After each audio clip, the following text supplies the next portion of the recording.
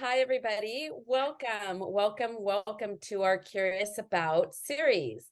My name is Alicia Gallegos Butters, and I am the Director of Educational Technology here at the San Diego County Office of Ed. And I'm excited to introduce my team. So I'll start with, just because I can see him first on the screen, is Mark Brickley.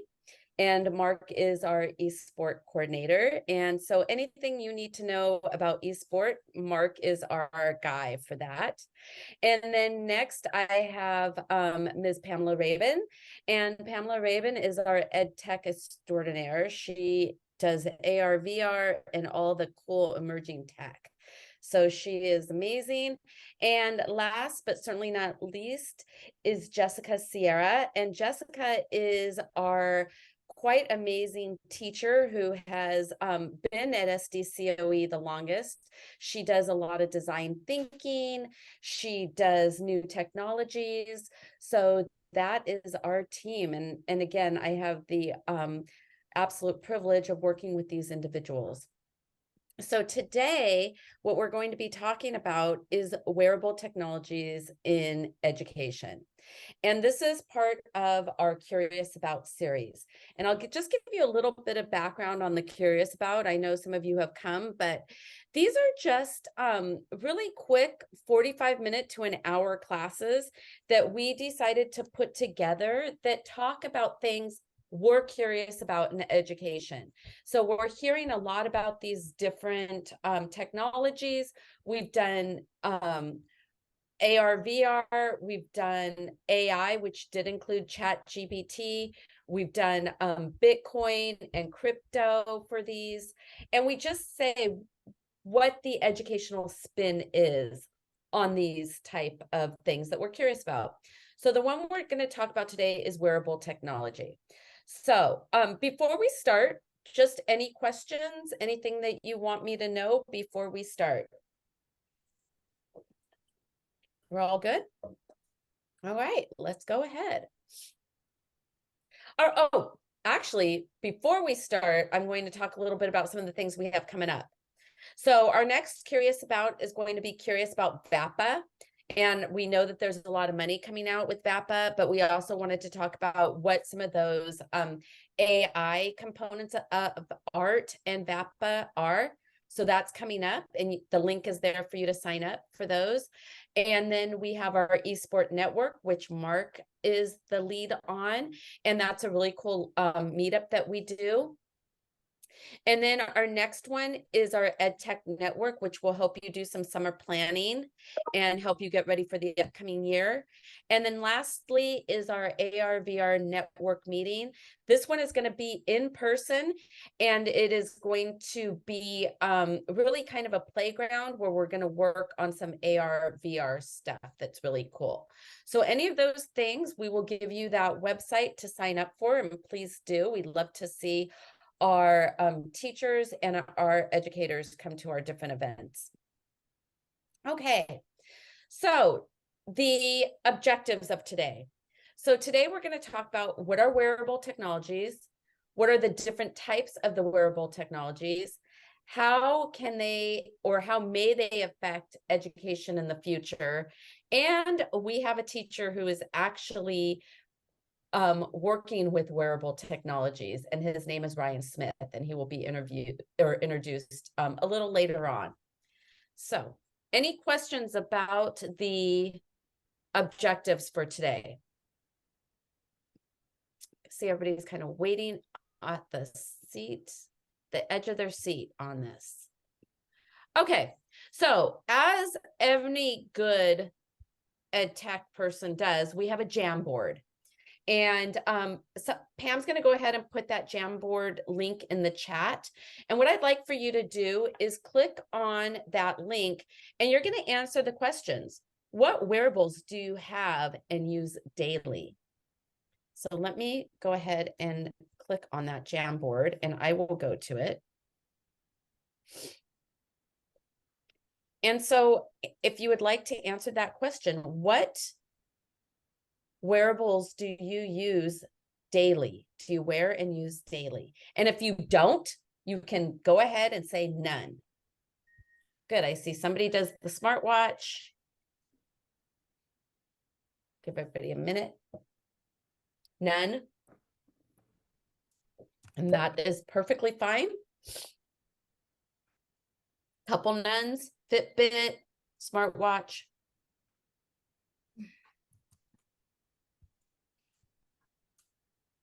None. Oh, somebody's writing none. I got that. Okay. Smartwatch, microphone, nice. Let's see if people put it in the chat too. Oh, the slide deck's in the chat for you. Okay, so I'm seeing that Bluetooth earbud. So I'm seeing that headset for meetings, none. So people are beginning to think that they are using some. So there are some wearable technologies that people are using. What I want to tell you, if you're using earbuds, that's a wearable technology. Even just a regular watch is the technology. It's not a high-end technology, but that's a technology. So if you wear a watch, that is a wearable technology. If you wear a Fitbit, wearable technology. We're going to talk about some of the kind of different types of wearable technologies, though we are also going to talk about watches. So today, the first one we're going to look at or here's a list of some of the hottest ones or the most interesting ones coming up in 2023.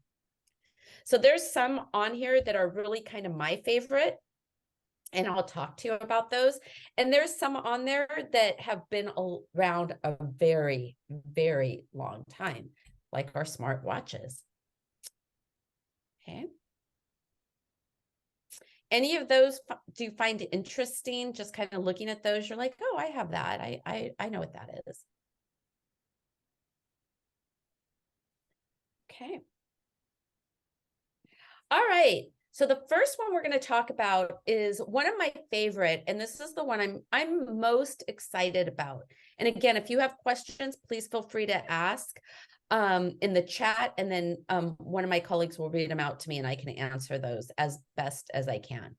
So the one I'm most interested in is the smart hearables. So I use my earbuds every single day. It's something that I have on me. They're actually on my keychain. I use them for work. I use them for working out. I listen to music. I listen to podcasts. When I'm cleaning the kitchen, I just put them in my ears so I don't interrupt everybody else in my house. They could be watching TV or just studying, but I just have my own personal infotainment in my ears. But where they're moving now in the future, and where I think it's most interesting, is they're becoming more and more help for hearing assistance. So you're going to see people who are in need of them to hear. They're going to become smaller. They're going to become more interactive. So if you move your head, the volume will change based on your head direction. So they're going to start becoming smarter if you think about it that way. They will know what volume you need based on how you have set them. So there's a lot of different things that are happening to them. They're also going to be very important when it comes to real-time translation. So the thought is if you put in your earbuds and you're speaking to somebody in a different country who doesn't speak English, they will translate that language for you instantaneously. So that's where our technology is going on those as well.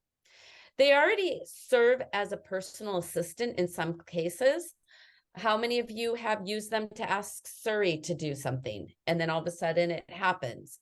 So when I walk with my dog, I'm always asking my earbuds to tell Siri to do something. So they're becoming that personal assistant. They also send texts for me when I speak into them. So these are ones that I feel are pretty much they're going to be changing the way we do a lot of things with our students. And Jessica is going to talk about what that's going to be. Yeah, so a lot of the features Alicia shared can be directly translated to the classroom. Obviously, increasing volume for hearing impaired. I came across some crazy statistic like 70% or 1 in 7 people have some sort of hearing loss, and only 80% of those, and 80% of those people do not seek help because they don't feel like it's a loss that warrants getting like a hearing aid, but hearables can help you out there, especially in the classroom. The live translation is super interesting for the classroom. Imagine a time where you could have transnational courses at different colleges and be zooming in or taking different courses without the need for translation, just using a little hearable to live translate whatever's going on in the class. And also in our own backyard with English learners, it allows them to be able to access the content quicker and make those gains while also working on the reading skills and English skills in a different setting. But at least they can keep up with the content in some of their core classes by using a hearable to translate for you. The video that's playing I thought was super interesting because they do have hearables that are fashionable. That are made into something that looks like an earring. So you could be walking down the street and someone be using a hearable and you have no idea. It's not obvious, like wearing an earbud um, or wearing headphones. There are also features that can be utilized for students with ADHD, where headphones or hearables can do some noise canceling or can tune into selective noises, so can block out things that would be a distraction. And the personal assistant features can help them with discrete reminders just in their ear without something going off on a phone or some kind of reminder being visible to other students. It could kind of keep them on task. It also has the ability to deliver just-in-time learning. So if a student in like a trade school is trying to learn how to do a certain maneuver or a certain technique, they can have a hearable walking them through it without the need to like look at a screen or look at instructions. They could have something audibly walking them through a process as they're getting hands-on. So a lot of interesting implications for hearables in education. Any questions about that? Okay, let me check the chat.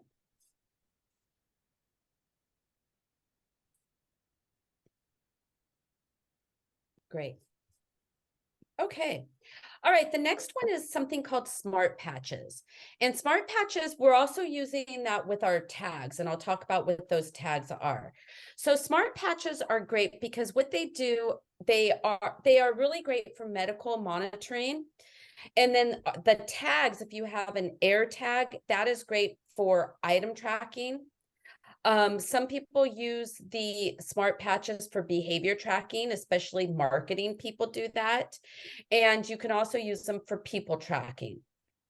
And what those do is if it's a medical patch, a lot of times what they'll do is they'll put it someplace on your body. Will adhere to your body and it can diagnose what your illness is. So that is happening all over medical technology. They're using these patches.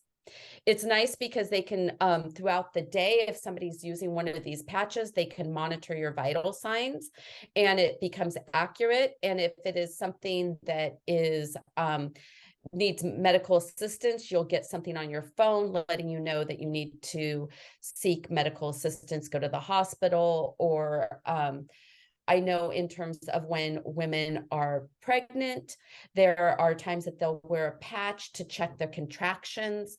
And then if they are contracting too much and they want to bring those contractions down, they'll get something on their phone letting them know that they need to eat protein to bring that contraction down, or they need to drink water.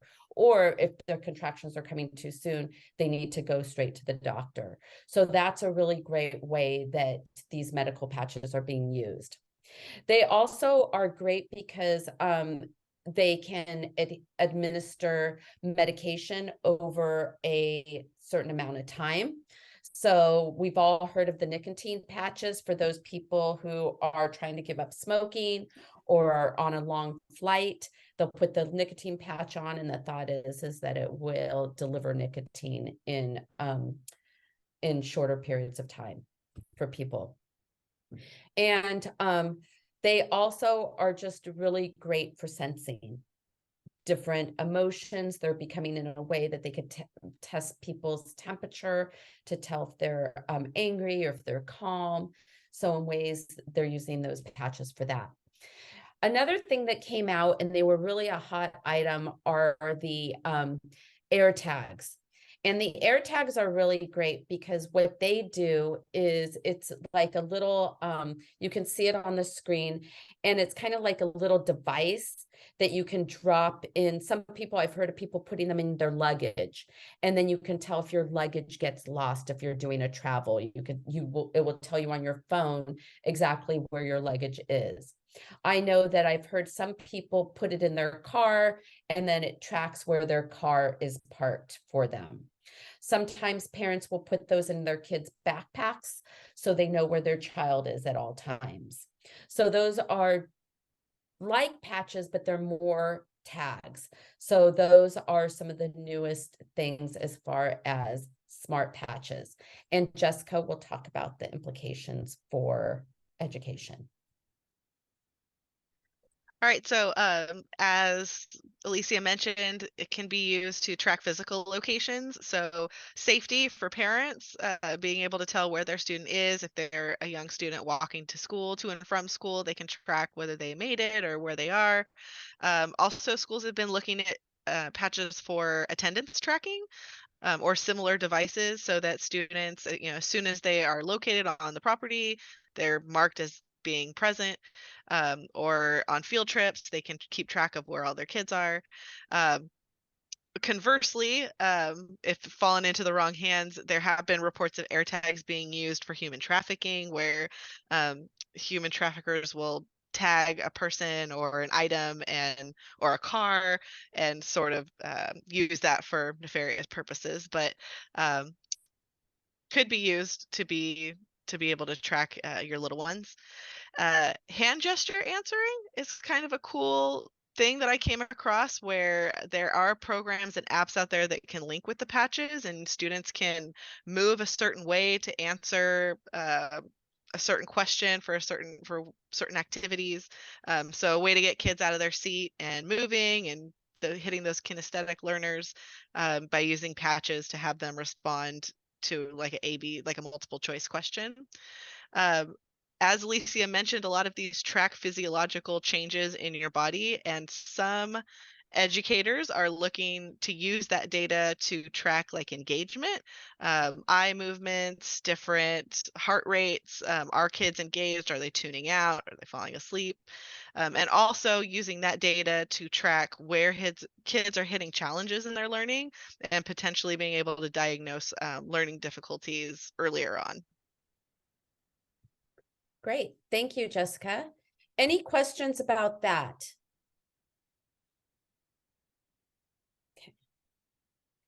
Okay.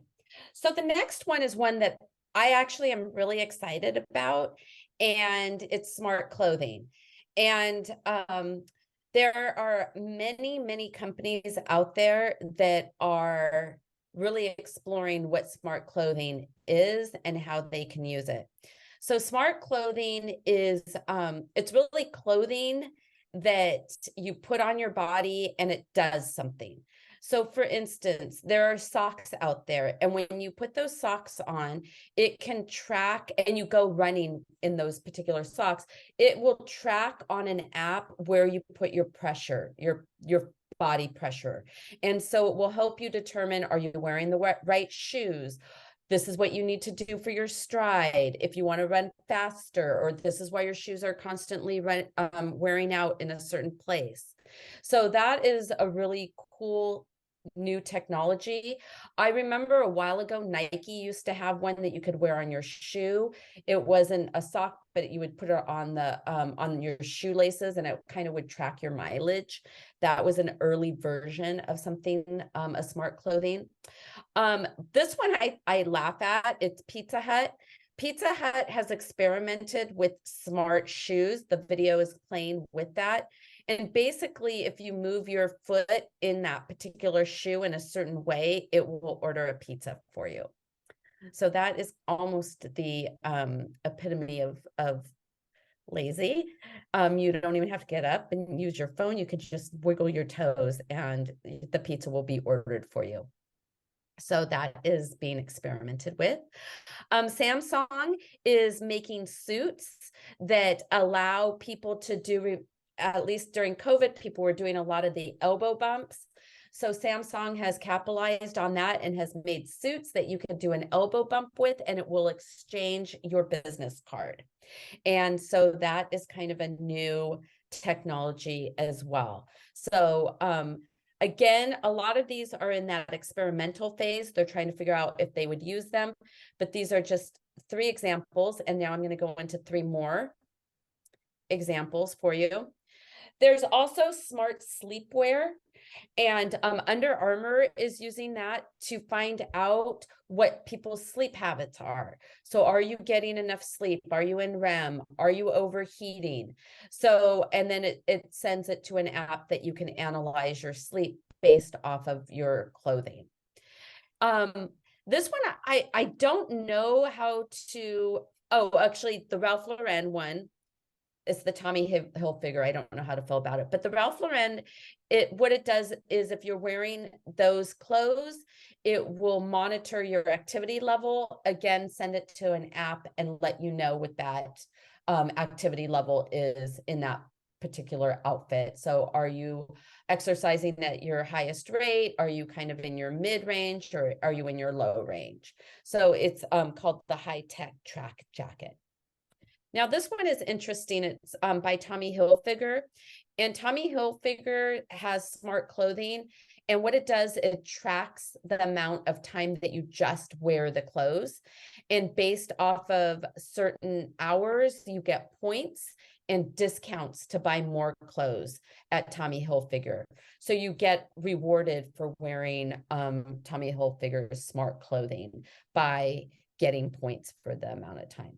So again, I don't know how I feel about that, but I do know that they also have smart clothing now that, let's say I'm wearing something from Anthropologie and I walk by Anthropologie on my phone based off of the clothes I have on, I will get a discount on something very similar to that. So that's technology that they're working on as we speak. So as we wear clothes, we could start to expect that that will happen. We can also have watches or devices or glasses that when we walk through a museum, the museum's pictures can change for us. So again, all of these smart wearables are changing the way we view the world and how we interact with it. And Jessica's going to talk about the implications for education. Yeah, so a lot of similar implication is the patches with the health monitoring and the location tracking, using it for attendance, that kind of thing. Very obvious benefits for student athletes. So anything that would benefit, and a professional athlete could benefit these student athletes, maybe even more so, because they can, as they're learning the skill, they can progress faster. Um, and then also something I felt was really interesting was that smart clothing seems a little more accessible for students to create than some of these other technologies. So there's a quick video, it's about a minute long, about from Cornell, that talks about their e-textile program and how they're getting girls involved in STEM through creating this smart clothing. So I don't know who's controlling it, but Oh, that would be me. Let me go back. okay. Let me see. Hold on. Let me escape.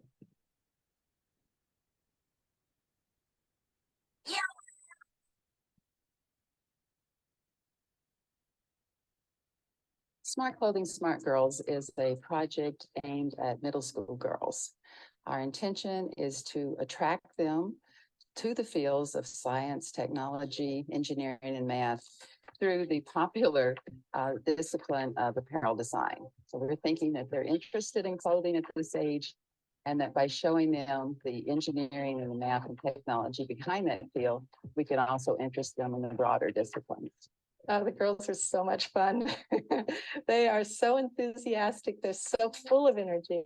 They caught on very quickly that every garment has a function, whether it's to keep you cool under photographic lights or to make it easy for a model to walk down the runway. The Smart Clothing, Smart Girls curriculum involves several different major topics, and one of the topics is protection. And we wanted to explain and show to the girls all the different ways that you can protect people by using clothing. So one of the fun things we did was make what is commonly called silly putty. We might call it a viscoelastic polymer. The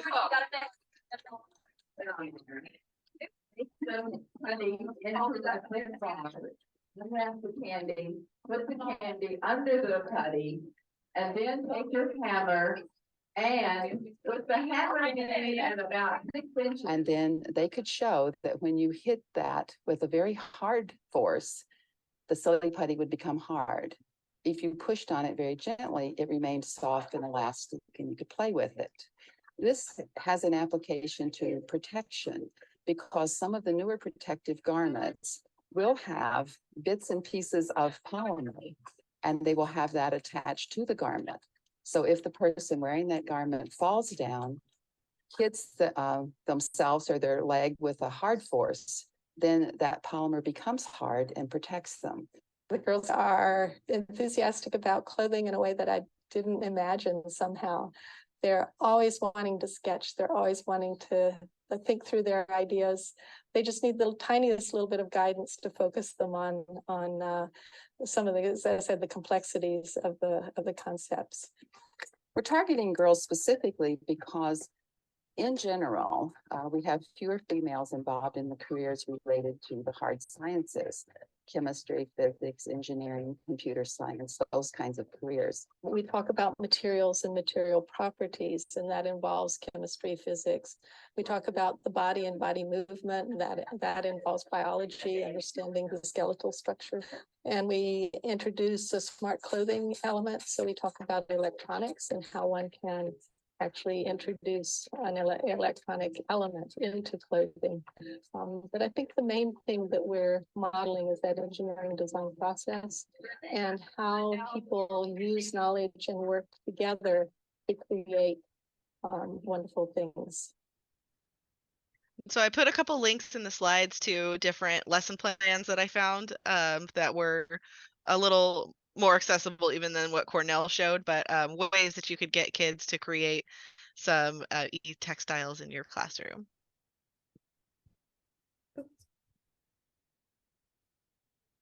Okay, so now the next one is the one that, how many of you watch Black Mirror? I love that show. This one seems extremely Black Mirror-ish. And what this is smart implantables. And it's so Black Mirror-ish that it's actually happening right now. So what this is when a chip is injected into a person and it has some data, and I'll talk about what some of that data is. We're already doing this right now with our pets. So how many of you have a pet that has a chip? I do. And so whenever my dog gets lost, they're able to scan for that chip. So right now in Sweden, they are in the testing phases of these chips that are being inserted into a person's hand, typically a finger. And then what's happening is they're able to upload information to that chip. So they're able to put concert tickets in there. They're able to open doors with it to their homes. They're able to go to the gym. It keeps up information. Are your memberships updated? You're able to use it for really anything, payment, anything that you would use your smartphone for, they can now put in that chip that you put on in your finger. And so they are testing that right now. It's also used for storing emergency contact. Who knows what it will have in the future, but that is the next level of maybe replacing us carrying phones would be these smart implantables into people. And the thing that makes them so appealing to most people is that they are accessible. It's easier to be portable than a phone. And in many cases, they can have almost the same information in them, and you can't lose them. So Jessica is going to talk about what the implications are for educators. Yeah, so smart implantables are kind of like the more wild wearable technology, I feel like. There aren't any schools actively using implantables yet, but there are 2 cases that I found of schools using RFID chips, which are similar technology to what they're proposing to implant. And that is for kind of like a replacement for the ID cards. Um, Schools have been using them for tracking them on field trips for attendance, and they're able to turn it off theoretically when they go home so that they're not tracking students after they're off campus. Um, and then also similar to like how you would use it to pay for a meal, they can track whether the students bought lunch through the chips that they've given the kids on their ID cards. So similar technology, but not implanted in their bodies. Okay. So the next one are smart watches, and I'm not going to spend that much time on smart watches because most of us know what a smart watch is. But some things that I find interesting on smart watches is that there is more technology in a watch now, a smart watch, than they used to put the first man on the moon. And I always find that very interesting that we are now using so much technology on our wrists, and it's becoming something that just is now. So I wanted to make sure that I did say that smart watches are probably the most accessible smart wearable there is nowadays as far as higher end technology. And Jessica will talk about the implications for education. Yeah, so a lot of things I came across were the obvious concern with smartwatches in that it's a distraction, just like cell phones are, and the concern that students might use them for cheating, which is a very valid concern. If you click on that link, it should bring you to an article that someone's posted with like 10 ways to use a smartwatch to cheat. So it's out there, it's possible, but we like to focus on the positive uses of it and hope that by teaching your students to use them responsibly, they'll be less likely to use them to cheat. It also offers safety features. So that was another thing parents were excited about, giving their kids smartwatches, both to kind of track their location like you would with some of these other technologies, but also because the SOS feature on a smartwatch is much more discreet than pulling out a phone. So God forbid you're in a lockdown situation and they need to contact you immediately or contact the 911, they could discreetly do that with a watch, with more discreetly than pulling out their phone and trying to do it that way. Um, Also, a lot of cool learning tools that they could use on a smartwatch. So they can use it to collect data that they can then use in like their math and science classes. So the idea of using authentic data rather than fictional data or data that you've provided, they go out and collect their own data and use that. There are apps that have flashcards that they can use to study, test prep, learning apps like Duolingo, where there's games that help them learn a skill. There's also a lot of apps and tools that they could use on a smartwatch for presentations. So things like timers, speaking notes, you can control slides to your PowerPoint or your Google Slides from your watch rather than having to drag around a clicker. There's also ways people are exploring to use watches similar to what I mentioned with the patches, like using gestures to reply to respond to questions.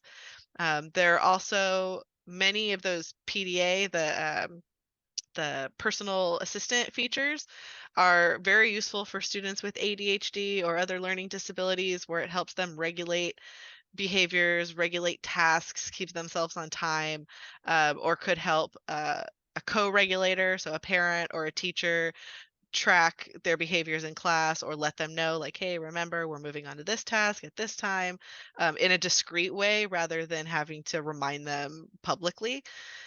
There's also a lot of tools that I've linked here for teacher productivity. So similar to the presentation thing, but a lot of other tools that teachers could use smartwatches for to help them be productive in class, which I think leads us nicely into Ryan's presentation, who's going to share some of his techniques for using wearables in his class.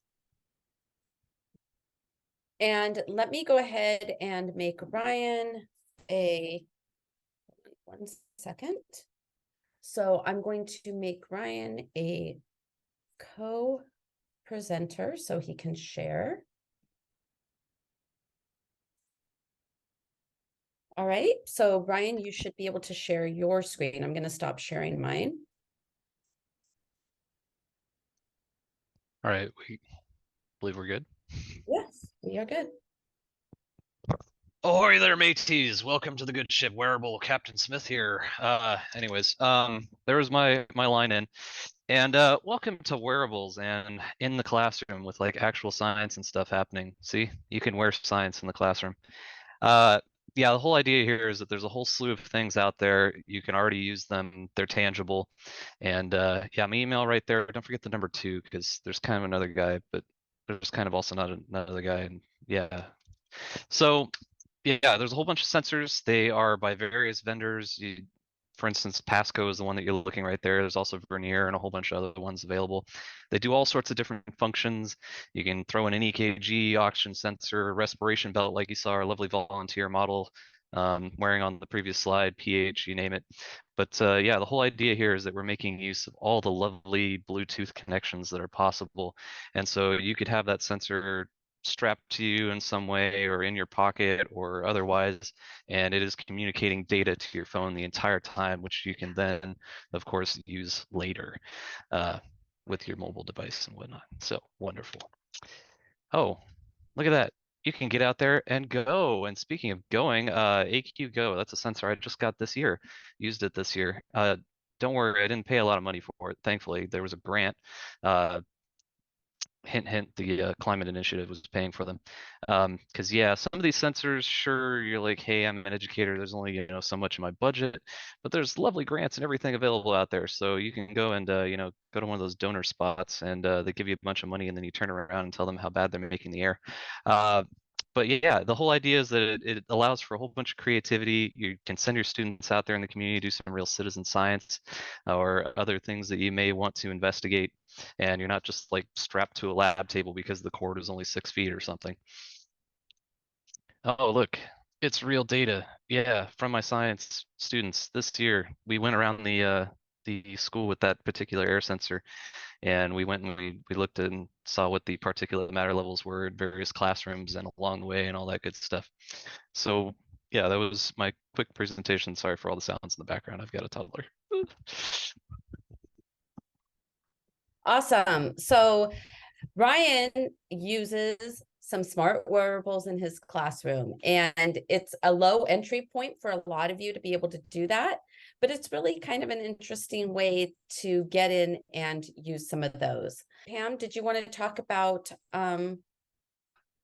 Sure, do you mind sharing your screen for me? Yeah. So we were just talking a little bit about possible inequities in the classroom because of students who may or may not have these devices. So cost is definitely one of them. They can be expensive. Schools that have historically minoritized students may not be able to have these devices. And then you get into questions about the disparities, who has it, who doesn't. There's also data privacy. You definitely have to be thinking about who's collecting images, who's collecting information on your students. Is it health information? Because there's HIPAA laws and things like that. What's the security around it all? Anytime, and our department is very strongly advocating for people to kind of keep this in their minds. Anytime that you're using artificial intelligence, they are pulling from historical data sets. So the algorithms that they use and just the actual data that they use to decide okay, if your heart rate's at this level, you're sick and you need to go to the doctor, don't always take into consideration the different types of people in different areas of the world and things like that. So it kind of tends to lump people all into a very Eurocentric data set. And so just to remember that those are inherently biased anytime you think about AI. Accessibility. So can all the students be able to wear the technology because of physical, cognitive, or sensory disabilities? And how would you go about removing any kind of barriers or avoiding barriers with those kinds of issues? We also have teacher training. So in order to, Ryan, you showed some great sensors. I have no clue how to use those. So you might need to have training available to teachers. How do you integrate the wearable technologies into lessons? What are the, what is it that you're trying to achieve with them? And then what are you really looking at in terms of outcomes?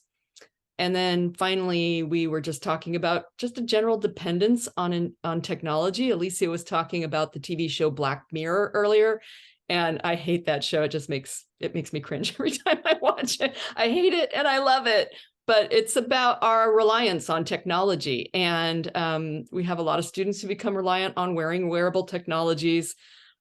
And the concern is it reducing their critical thinking skills, their ability to learn without technology? So how do you find a balance with that? How do you make sure students are still engaging in critical thinking? I mean, honestly, the sensors you showed us, Ryan, they make me think that they would be engaging even more because they'd have real-time access to information within their own community, within their own place-based learning. So just some possible inequities to keep in mind when we're working with technologies. Great. And lastly, the one thing that we do want to make sure that we stress to you, that if you decide to use wearable technologies at your school, you want to contact your HR department or your legal department to see what their different stance and policies are, because there is concern about collecting personal identifiable information. You also need to keep those FERPA laws in your mind when you're using any type of wearable technology. And with that said, do we have any questions?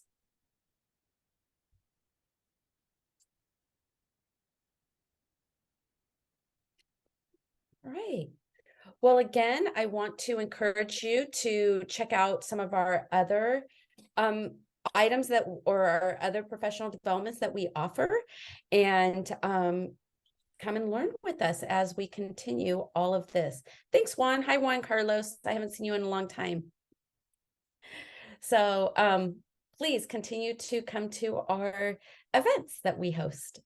And we'll stay on about 5 more minutes if you have questions that you didn't want to maybe make formal on the class. And we're going to stop recording right now. Bye. Thank you.